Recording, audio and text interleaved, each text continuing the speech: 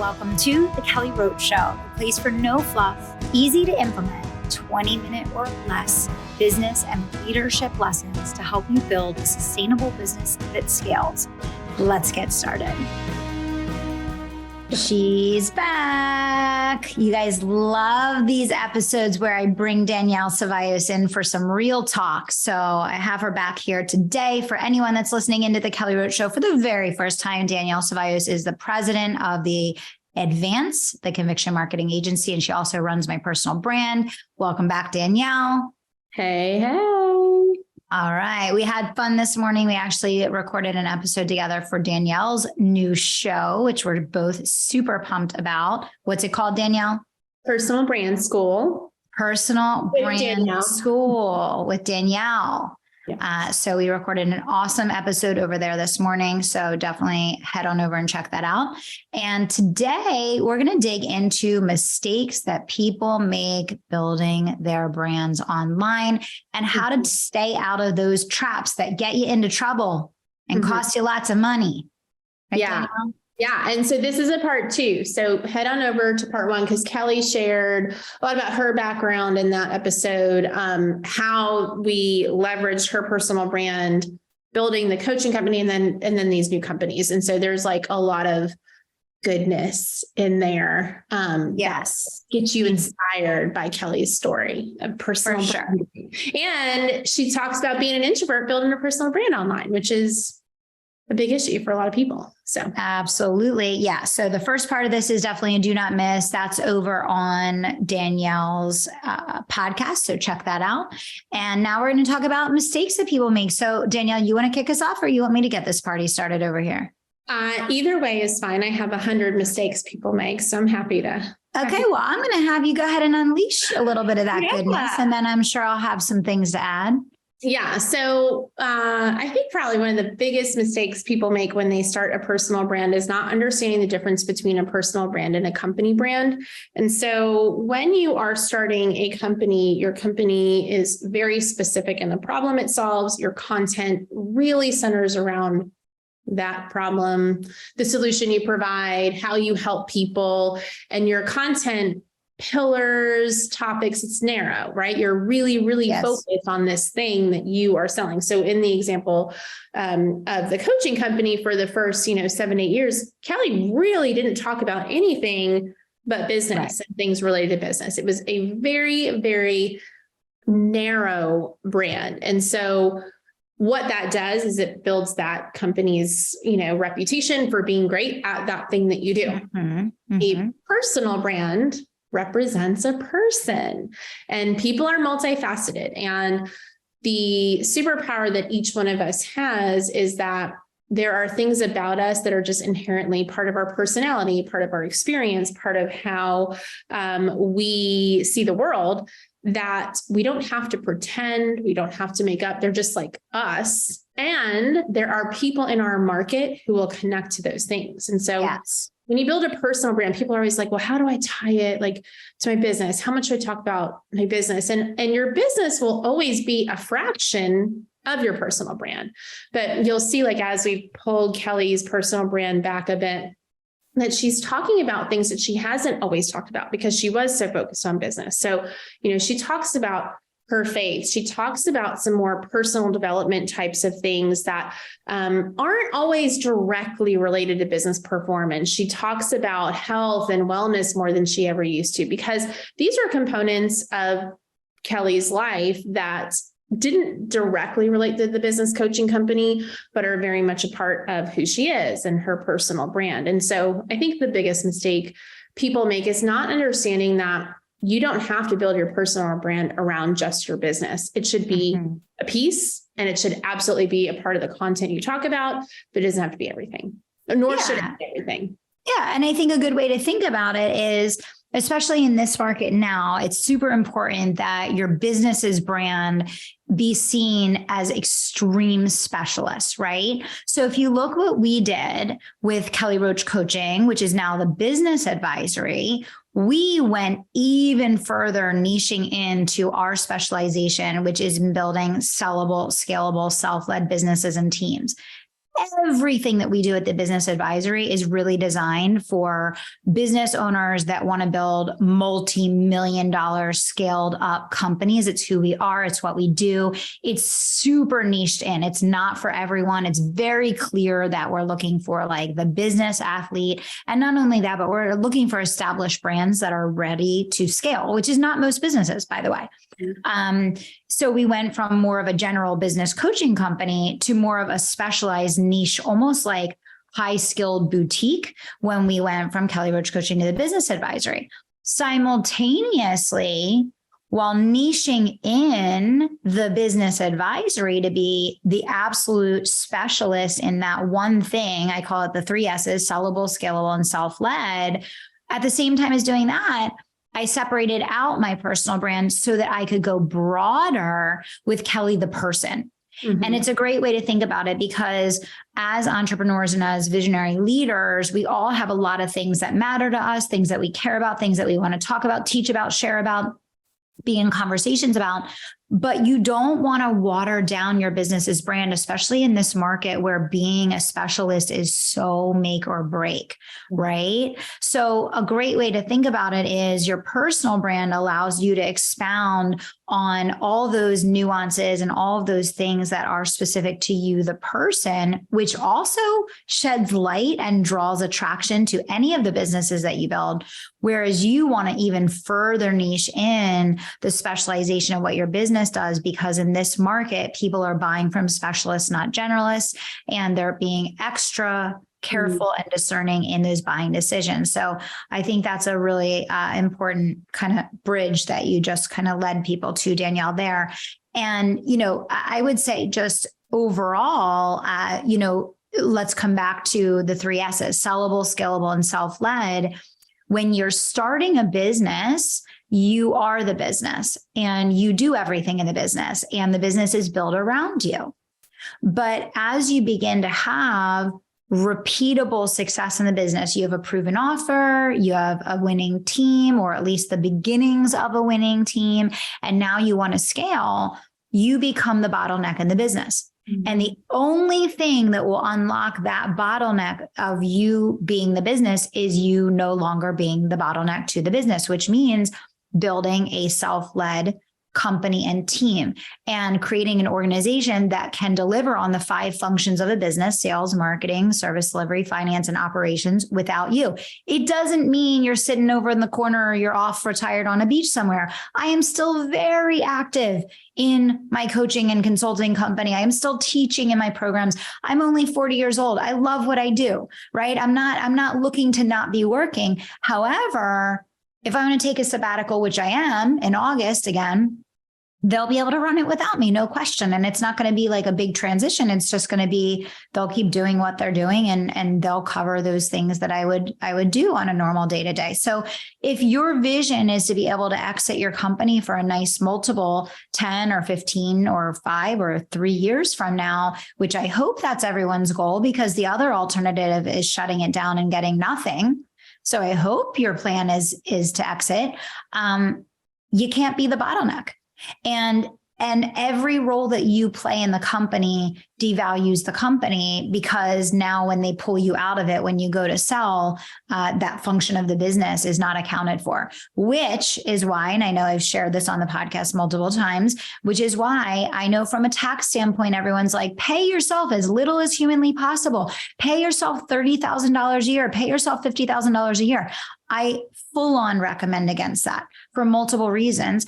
One of the reasons being that if you do that and you don't account for the fact that if you're running $1 million or a multi-million-dollar company and you sell that company and they have to go hire a CEO, they're going to have to spend $1 million to bring that person on. And guess what? Here you were taking a $30,000 salary. That is going to be a big hit in the due diligence process, because not only are they losing you, the CEO, but you are hiding your income. And now they need to go spend $1 million just to get back to break even. That's not going to go well in the due diligence process. So yes, we all want to save on taxes and but you're not actually looking at the profitability of the company when you're not paying yourself what you'd have to pay someone else to do that role, which is very, very key.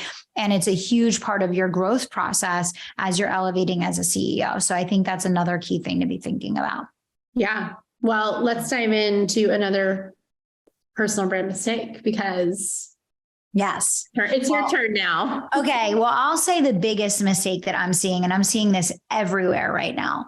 And the biggest mistake that I'm seeing is that people have either fallen into one of two categories online. Either they do nothing but spam and promote and sell, and there's absolutely no value whatsoever to what they're doing. Yeah. Or they're putting out like random content, they're posting every day, they're constantly online, but you have no friggin' clue what the person does, what their offer is, what's for sale, how to connect with them, or how to buy from them. And I see people that are literally in one of these two categories, and it's rare if ever, except for I'll say, and I will give credit where credit is due, our students. Many of our students actually have built very strong personal brands. If you go look at the clients of the Conviction Marketing Agency, you can see, obviously, this is what we help them with. So it's pretty obvious that they have it nailed. But this is what we teach in the Conviction Marketing Method, is the hope, the how-to, and the conviction. And within that is the span of adding value, nurturing and engaging your audience, and then leading them down a very specific pathway to say yes to working with you. And so now is a great time, while you're listening to the episode, to go do a quick 30-second audit on your Instagram, on your LinkedIn, on your Facebook. You can do it in a minute or less, and just scroll through and do the 30-second test of a new follower that just came and checked out your page for the first time. Do they know what you do? Do they know how to contact you? Do they know what your offer is? And are you putting out easy to digest, instant value add in the form of both posts and videos, where someone that lands on your page for the first time can get a taste of how you serve, how you speak, how you interact with the market, and the value that you bring. So I would say I see people in both of these categories struggling immensely. Some people are selling too much. Some people are selling too little. And what I would really come back to, and obviously you guys know I wrote a whole book on this, the Conviction Marketing Method. We have an entire agency that specializes in this, but it's that blend of the hope, which is all about the inspiration, and it's about your origin story, and it's about really creating empathy and trust and humanness to your brand, and sharing your values and telling your story and all those things. The how-to, which is that value, right? People are going to come to you because you know something they don't know. You can help them achieve or gain something that they want.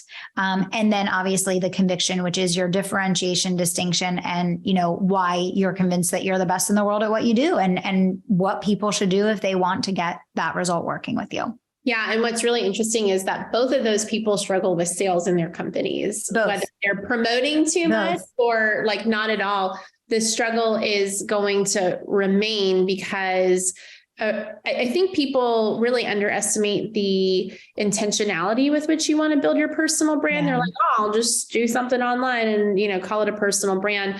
And interestingly enough, people will say, oh, I don't really want to build a personal brand. And I always tell them, you already have a personal brand. You might not intentionally be building it, but like every time you post something online, that's building your personal brand. Every time you go to a networking event in person, that's building your personal brand. Every time you engage with someone who's on a podcast, and you're building your personal brand. Like, the world is deciding who you are going to be if you're not intentionally crafting it. So I think it's really important to understand that there's a strategy behind building a personal brand. That is what we do in our agency. It's not quite as easy as it looks. There's a way to do it well. But that would lead me to my next mistake, is that people build brands that are not authentic to who they are. So just because there's a strategy, just because there's intentionality, doesn't mean that you have to be fake, that you have to fit into some mold, that you have to do things a certain way because someone else does. Like, I'm over everyone and their mama doing like the Alex Hormozy videos. Like, we got it. You sit there with your like workout clothes, as close as you can, with the big words, whatever. Like, if that's not you, don't do it. Like, you don't have to do it. That's him. I'm sure that's literally like how he walks around. Like, let him do that. You don't have to be that to do that. Like, the Gary Vee style stuff, like if you don't curse every other word, like don't get on there and have to do it. Like that's just who he is. Like you get to decide what pieces of your brand to put out into the world. And just because you're doing so with intentionality doesn't mean it's not real. I would say everything I've ever posted, everything you've ever posted, it's honestly are like people in real life would be like, yeah, that makes sense. Like I always say, like, give it like the best friend test or the sister or that cousin or your spouse will be like, whatever, you're full of it. Like someone who's going to call you out, like run it past them and say, would they say these things about you? Like, would they be like, oh yeah, that's totally Danielle, or oh yeah, that's totally Kelly. That sounds just like her. If not, don't put it out in the world. That being said, you don't just like randomly willy-nilly throw stuff out into the interwebs hoping it'll do something for you. Yeah. Because it won't. There is a strategy behind it. So what you really want to look at is who do you want to be in the world? What is your North Star as a person, not your company's mission statement. Your company's mission statement is not your North Star as a human. What is your North Star as a human? When you are gone, what do you want people to say about you? How will you have impacted the world?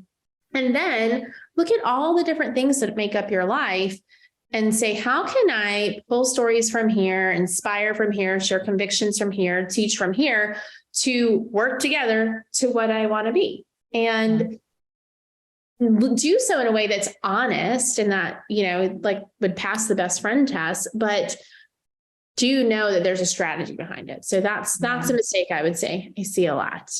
Yeah. And then I would say another big mistake is being buried behind the company. And, you know, I know for a lot of founders that have like, maybe you have an accounting firm, maybe you have a law firm, maybe you have a tech company, maybe you have a medical spa, or you have a physical brick and mortar. You know, a lot of people, they built their brand through referrals, through Google search, through local searches for a brick and mortar, through, you know, people sharing whatever. And the thing is, you know, the only constant is in life is that change will continue to happen. So when you build your business in that way, and you've been lucky enough that a certain way has been working for a certain period of time, the thing that you can guarantee is that change will come and disrupt that. So I always say that you can disrupt yourself or you can be disrupted.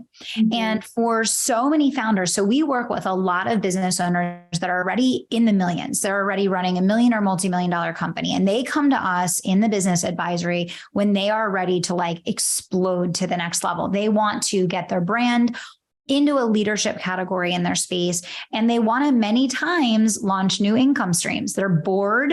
They're kind of like been there, done that, and done it successfully with the original thing that they did. And they want to do something new.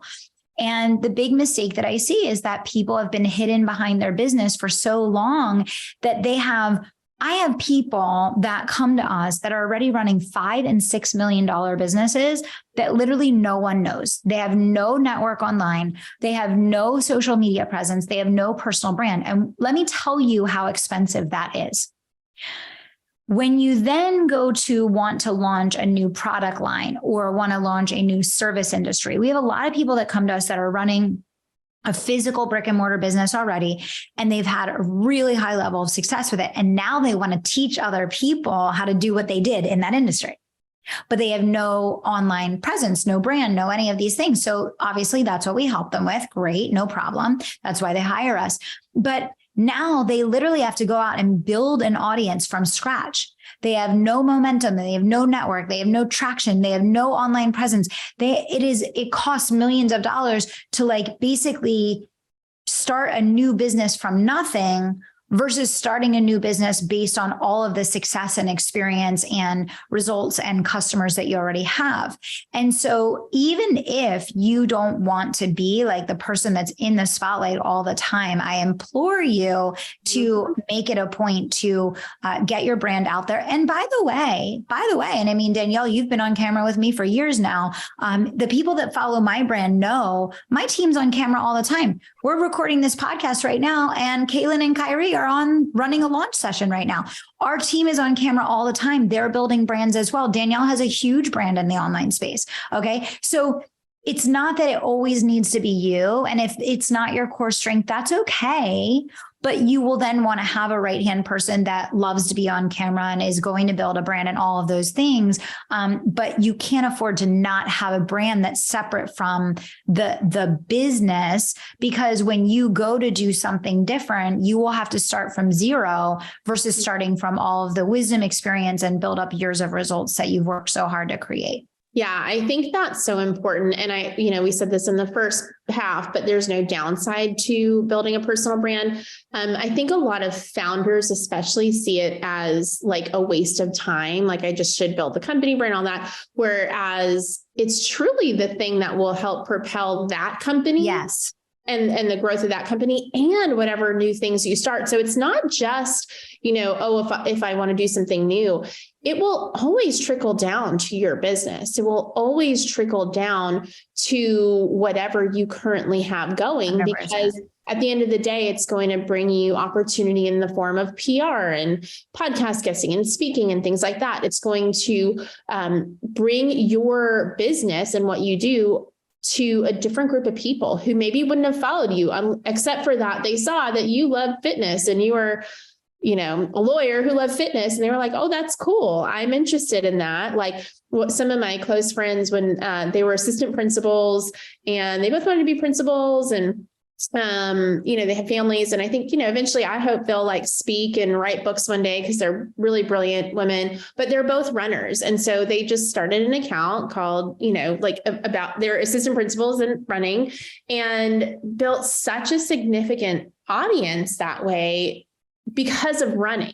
But then they ended up talking a lot about education and things that believe. And it was such a cool thing to like watch that. These are people not in the business world. Yeah. They're not trying to grow a company, yet it still grew that. So it's such an important thing to remember, that it's not going to take away from like your company, or it's only going to enhance it. But you mentioned something, about how building over time can give you that freedom to start the new things. And I would say probably the next biggest mistake is the least sexy, but people just are not consistent. They're just not, they are so sporadic. They just don't commit. Again, maybe it's like an internal belief that this isn't a valuable use of my time, but they just, they're great for a week and then they're gone. And then, they're great for a month and then they're gone, or sometimes they don't even make it a month.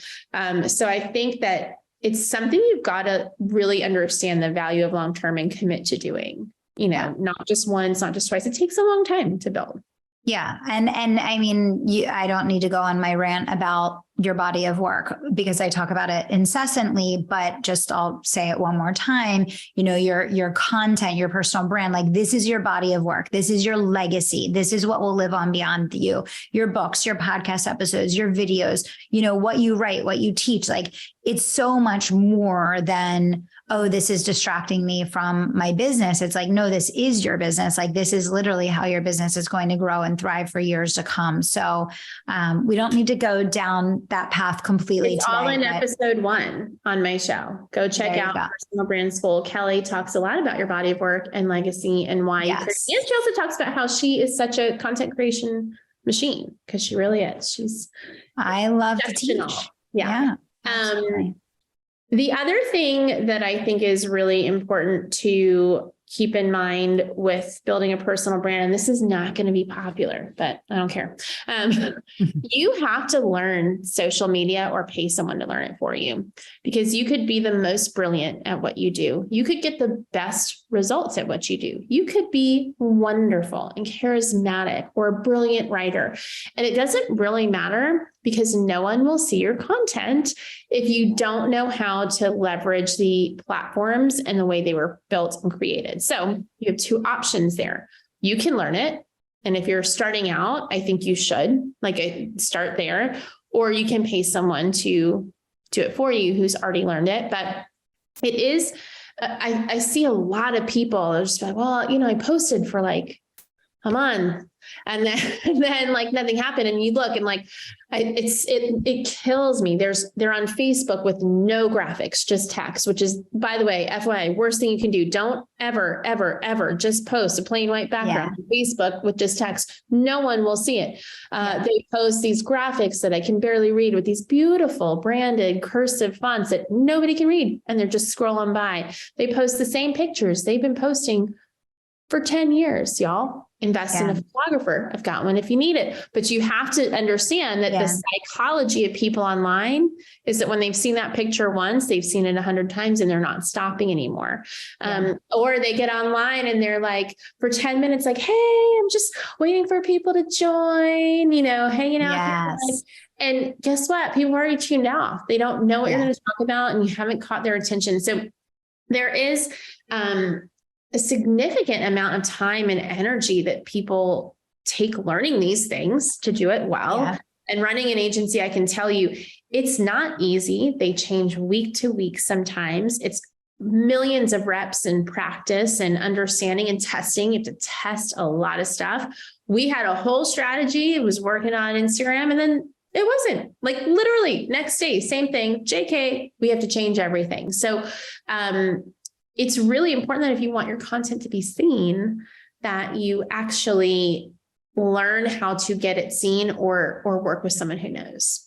Yes, I agree. And I am not the person that likes to live on social media, and I am self-aware enough to know that I'm not probably ever going to be that person. And I would support that. Yes. So I am aware to, like, my lane is content creation. It's teaching, it's serving, it's inspiring, it's educating, it's empowering. That's my lane. I stay in my lane and I let my team do their magic, and they know and understand how to take what I'm creating and how to leverage it appropriately, to get a result and to get a response. And I think that's a big thing too. I think a lot of people spend a lot of time trying to correct their weaknesses instead of leveraging their strengths. I think you really I talked about this a lot with the book writing process, because the first book I wrote, Unstoppable, I wrote it and it was miserable for me. I'm not as strong of a writer. I'm much better speaking and on camera than I am writing.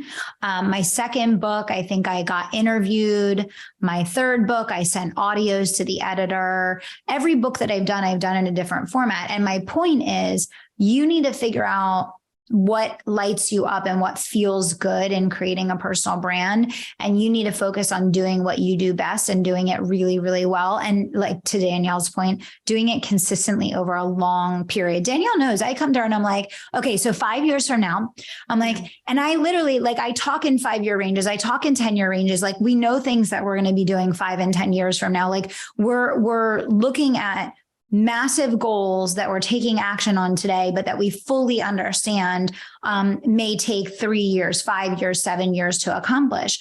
And when you have certainty and confidence and passion at that level, it allows both you and your team to focus on doing what you're doing very, very well, and embracing the process of learning and growing and becoming capable of achieving those big things.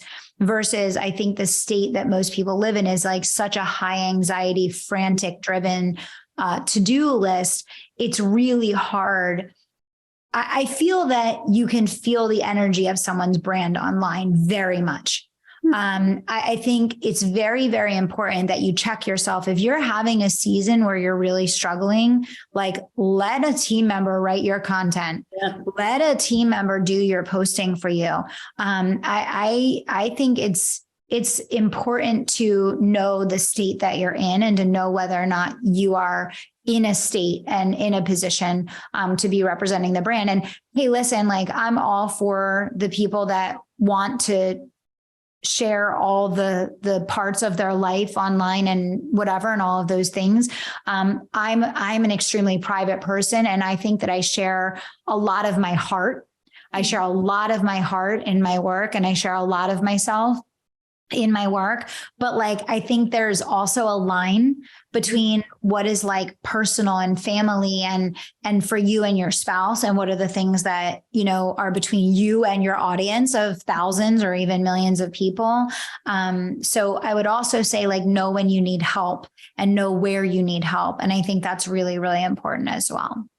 Yeah, there's so many good things that you talked about there. I think understanding what your strengths are. And if you're not a writer, pay someone who's a real writer, not like some random person. Not a VA from the wherever. Yeah, like pay a real writer. If you are someone who isn't the best on video, like get training to be on video, like learn and invest in those things. And at the end of the day, like, well, first I want to say, I totally agree with what you're saying about get help in seasons that are hard.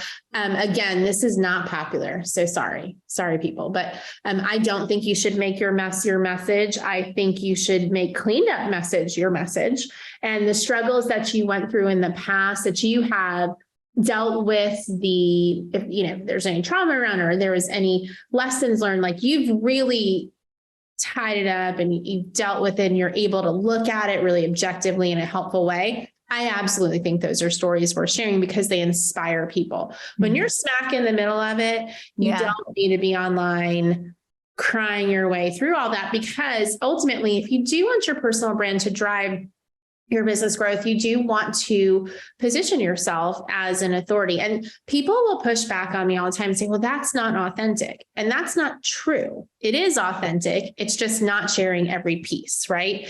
If you are going through something that's just a really big internal challenge or a really big personal thing in your personal life, you don't have to share every piece of that. And that doesn't make you a fake. It just means that you're not ready to share it yet. It means that the wound is still bleeding and you might still be on the operating table trying to get it handled. So like maybe you talk about it in a year or two. It doesn't mean you never talk about it. It doesn't mean you lie about it.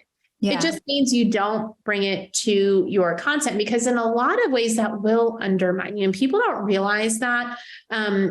People want to relate and like and connect with people, but they also want a sense of like, you're further along or you've got it together, or again, not in a fake way, but I totally agree. And I think I think that it depends on who you want to attract, right? I know for me, there's not going to be a circumstance in which I'm going to go buy from someone who's in crisis, because you're looking to work with someone who has gone through things and done the healing and done the self-work and gotten through them to the other side and can speak about it in an objective way and lead you through it and teach you through it. So, you know, I personally would not buy from someone that's doing that. Maybe you don't want to sell to someone like me. Maybe you want to sell to someone who wants to buy. But I think these are the things to think through, right? And I know there's all different ideologies around that, but I agree with you, Danielle. I think that doing that work that you need to do. And I've talked about that on the podcast before. I talked about stuff I went through with the team. I talk about how I got sued and how I had to do healing work and soul sessions and Reiki and church and praying and Jesus and walking and meditation. And it took 2 years almost of healing, right, from that. But when I was in the thick of it, there was no need to be like dumping that on other people. And I think that's the other thing too, is like, listen, everybody's got a lot of weight on their shoulders these days. Like, let's not make it any heavier, right? That's just my perspective. But anyway, a lot of times you regret how you speak about that topic because you're so in it and you're so feeling it. And it sort of undermines that for you because you don't have the perspective. You don't have the perspective. You don't have the learnings yet. You don't have the ahas from it. And so you can be really bitter, really emotional in that moment until you deal with some of the stuff, which is a normal human experience that you're allowed to have. Just like maybe think about how you talk about it online. Yeah, exactly. And maybe don't put it out until you really can see it clearly from the rear view and have some perspective on it. Okay. So other mistakes that you think that we haven't covered yet? I mean, I think so. Let's kind of rehash a little bit of what we talked about. I mean, we've talked about being, unclear. We've talked about being inconsistent. We've talked about not seeing the distinction between a personal brand and your business brand. Talked about not being the bottleneck in your business. We talked about not swinging the pendulum too far to sales and not swinging the pendulum too far to Nothing. A general conversation that no one knows what you're talking about. I mean, we've talked about a lot. I mean, I think at the end of the day, what you said earlier, Danielle, is so important, which is that we are all building a personal brand, either by default or by design. And the goal of today's episode is to really put a bug in your ear to say like, hey, like you're building a personal brand. It's either by default or by design. If it's by default, it's probably not something that you're going to be able to use as a springboard strategically to do the things that you want to do later in life. And you don't have the insurance policy that comes with having a personal brand, which we didn't even talk about. But when you have a personal brand, let's say the economy collapses and the industry that you're in goes completely bust. And, the whole gig that you're doing is up like overnight, but you don't have a personal brand. You only have a business brand around that one thing. And now you have to go build a personal brand from nothing.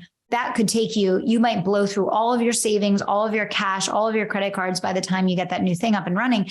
Whereas if you have a personal brand you've been building all along, all you would do is say, hey, I've surprisingly had a lot of my time freed up due to this crash, which is affecting this need. But here's the deal. Here's what I've learned and here's what I can share with you. And this is what I can do for you. I'm opening up ABC, XYZ spots to teach about da-da-da-da-da. And boom, you're back in business with one live stream. Yeah. Right. So I think that's another key. I think we talked about a lot. I think it's being consistent. It's playing a long game. It's setting yourself up to be able to sell your original company in the long term and be able to build additional things that are lucrative and profitable. It's being able to stay creative and stay nimble and do the things that bring you joy and fulfillment and passion along the way and not boxing yourself in. I think a lot of it is also the importance of specializing in 2023. My prediction for the year is that we have seen nothing yet. Right? What is it you sent me last night? Like 19,000 people just got laid off from Accenture. What was it? Yeah, it was 19,000. And it is like really the first company. It's not like a tech company. Yeah. So what I anticipate is that that is going to spread like wildfire. I don't think it's something to be scared of. I think it's something to be aware of. And the thing that I've been telling people is now is the time to really like clean it up, tighten it up, clarify who you're for, clarify what you're the best in the world at, dial that in because people are going to want to buy from a specialist, not a generalist. So get clear. And if you're the creative that wants to do lots of things, this is why having a personal brand is so important because you can go talk about whatever the heck you want on your personal page, and then you can build your business brand specifically, to niche in on that thing that you do. Final words, Danielle. Final words. I just don't know why we live in a world today where people wouldn't leverage the free platforms we have to build something that is significant. So you could be someone who's like, I don't want attention. It's not about me, blah, blah. Great. Choose a cause, build your personal brand around the change you want to see in the world. If you are a founder or business owner, like build it around the change you want to make in your industry. If you are in education, like build it around that. Like there's so many ways that like, I can't think of a single job, career, business that would make sense where I'd be like, oh yeah, maybe a spy. Don't build a personal brand if you're a spy. Actually, you should just build one that's not your real one, your spy one. But otherwise, I've watched a couple of spy shows. Otherwise, I mean, there's just no reason and you don't have to invest millions of dollars if you're willing to invest your time in learning it. And if you're not, then invest some money in it and find someone who can help you build it. But at the end of the day, like, I just don't understand how anyone would not want to use the tools that we have for free at our disposal to craft the legacy you want to leave in the world. And it doesn't have to be self-serving. You don't have to be standing in front of like a Lamborghini or jet, and you don't have to be screaming at the camera like, or doing videos that feel like totally out of alignment. You don't have to do anything that's not really you. You can talk about only the things that are authentically you, but it's just not gonna, there's just, like we said so many times, there's no downside. So for me, I'm like, it's such an easy, low hanging fruit for anyone to do. And so get your video out there and start building, or pay someone to start building for you. But for sure. So I'm going to give you guys 2 resources, okay, to take action on. The first one is, if you haven't read the Conviction Marketing Method book, like that is a no freaking brainer. It is even more relevant, timely, and meaningful today than it was when I first released it. So we'll put a link in the show notes down below for that. You can go to kellyroachcoaching.com. You can go to Amazon, grab a copy of the Conviction Marketing Method. If you listen to all of this and you're like, that sounds amazing, but I know I'm not going to do anything about it, then get in touch with the Conviction Marketing Agency. They do done for you brand management, brand building. They specialize in all of the things that we talked about here today. So if you have an established business or an origination business that allows you to step into that space of really building a brand of significance online, get in touch with the Conviction Marketing Agency. You can book a call to talk to Danielle or one of our team members over there. And we'll put the links to that down below as well. Yeah. All right. By the time this comes out, Kelly, we'll have the personal brand full day workshop. So why don't you talk about that for a quick second? Yeah, we're going to do a deep dive where I basically walk you through every single step you need to take to build your personal brand. So all you need to do is find me on Instagram, Danielle C Marketing on Instagram, and just DM me the words personal brand, and I will send you the link to that. I'll also put it in the show notes. But It's deep dive, everything you need, you'll be able to leave there and go on in the world and build your brand. Love it. Thanks, Danielle. So if you haven't read the book, grab a copy of the book. If you're interested in that personal brand day, you can DM Danielle on Instagram or get in touch with me and I'll connect you with her. And we also have done for you brand services through the Conviction Marketing Agency. So thank you all for listening in. We'll see you back here soon. Bye.